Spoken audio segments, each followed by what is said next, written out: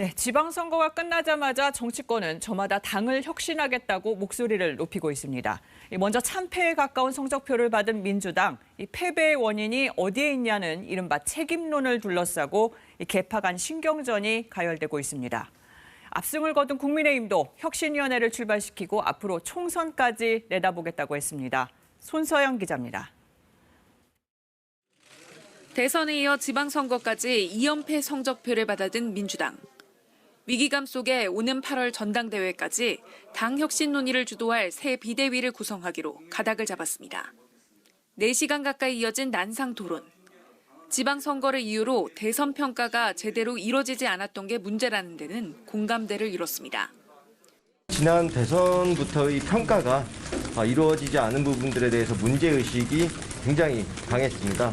지난 5년 문재인 정부를 포함해서도 이번에는 충분히 정확하게 친문계 의원들을 중심으로는 이재명 의원의 대선 패배 책임론도 제기됐습니다. 송영길 전 대표나 이재명 의원 공천이 실망을 줬다.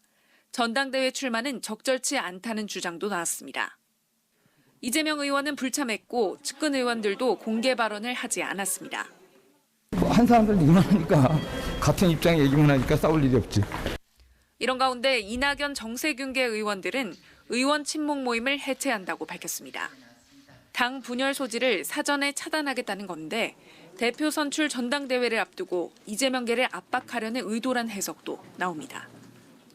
선거에서 완승한 국민의힘도 혁신 논의에 불을 당겼습니다.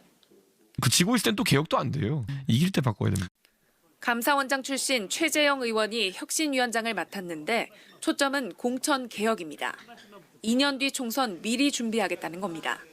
공천 시스템의 예측 가능성을 좀 더 제고하겠다. 이해할 수 없는 전략 공천, 이런 것들을 최소화해야 되겠죠. 네. 일단 국민의힘이 혁신 경쟁의 닻을 먼저 띄우는 모양새인데 공천개혁 논의 과정에서 내부 진통을 어떻게 해소하느냐가 속도를 좌우할 거란 전망이 나옵니다. KBS 뉴스 손서영입니다.